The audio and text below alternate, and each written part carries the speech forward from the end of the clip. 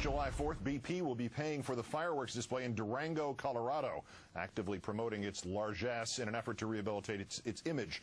If only $15,000 worth of bottle rockets and Roman candles were all it would actually take.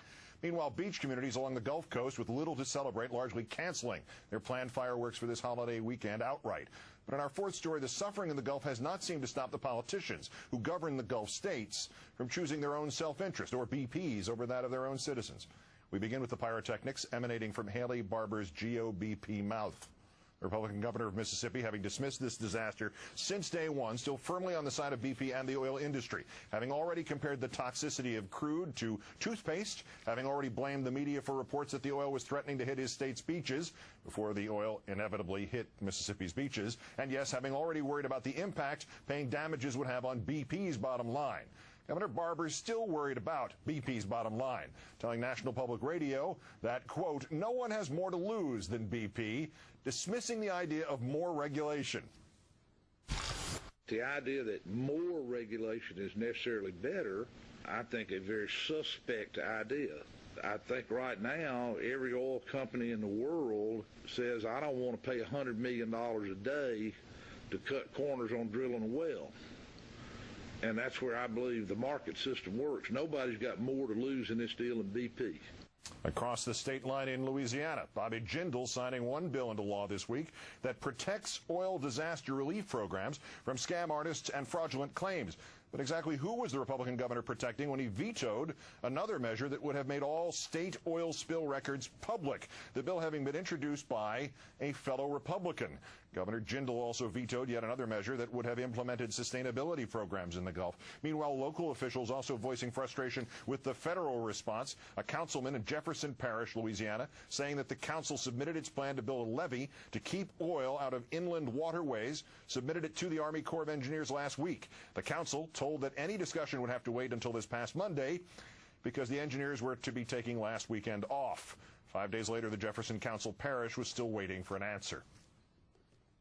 The Corps needs to look at this as an emergency as well. There's no reason why whoever reviews permits and whatever departments and stakeholders and agencies need to give approval for this should not be working around the clock just like the people are that are out there trying to get this oil picked up. Any discussion of oil reaching Florida so far limited to that state's panhandle region, but the National Oceanic and Atmospheric Administration today releasing a forecast which shows that oil from the disaster has up to an 80% chance of hitting the Florida Keys and Miami by the middle of August. A few contradictions then to address with MSNBC contributor David Weigel. Dave, good evening. Good evening, Keith. So Governor Jindal is pushing BP to open its records, but he's sealed up all of his own. Is he, even in Louisiana, is he expecting to get away with that? Well, he's going to get away with it this year because unless he calls a special session, that's it. There's not going to be another opening of the current records of this crisis. That really irritated a lot of Republicans in the state. I mean, I talked to the Republicans in the House and Senate who sponsored this legislation and argued that really, you know, saying that you're going to protect the records so that we don't lose liability claims later down the line doesn't make a lot of sense because you can always subpoena that stuff. Saying we can't do it right now opens up a risk of losing information and having information get shredded or, you know, left out, thrown out. It's perplexing to people there, and it also is preventing them from getting a full understanding of how well the governor is doing in solving this crisis. They just all they have to rely on are media reports and his own statements to the media. And also there's this issue of how then Jindal compares and the local response compares nationally. I mean, how is it possible for Jindal and Haley Barbour to go and criticize the administration response to the oil disaster without not only just a measure of credibility, but a measure? Well, they're both in the interesting position of being more defensive of BP than BP itself is. Mm-hmm. I mean, in Jindal's case, he frames it all as what he has to do in order to make sure the state gets everything it deserves. In Barbour's case, he's taken this sort of enthusiastic, PR role for the oil companies, first dismissing what was going to happen on the shore, and now still dismissing, really, taking photographers of the shore to spotlight the parts that are not that dirty yet, and now saying that the big issue we can't lose track of is whether or not we're going to hurt the oil companies' ability to do business. I mean, nationally, I don't know how that's playing because this story, frankly, submerges sometimes. It is I think it is preventing Republicans from taking full political advantage of what's going on. But it's a smart, long game because they don't want to be in the position of, as Barbara said giving elite liberals and environmentalists some kind of 3 Mile Island situation that discredits the oil industry. They want to, in the long term, make sure that there's no good argument for government regulation, and they want to defend the private industry, the oil companies. What about Jindal's smart long-term play?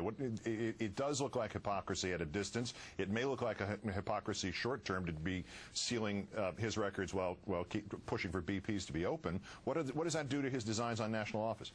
Well, no one I talked to in the state, it was just some legislators who were working on this, thinks there's anything he's done wrong. But because we're not seeing all these records, because not all the records are being saved, we honestly don't know if there's some stuff that's not been done wrong. I mean, Jindal, since he got into office in 2007, has been a reform governor in most cases, but he hasn't. He's actually pulled back a little bit the transparency at the top, at the governor's office. So it's harder to get records of how he's governed than it was for previous governors. And it's easier to get a really good, I mean, spin's a bit of a loaded word, but a good image of the guy because he's so good at upping his national profile. I mean, politicians in the state are hopeful that maybe if these stories get enough national eyebrow raisings and enough criticism, that might convince him it's not his best interest. But his poll numbers in Louisiana are sky high, so it hasn't had an effect yet. MSNBC contributor David Weigel. Thanks again, Dave. Happy holiday weekend. Thank you. Same to you. In one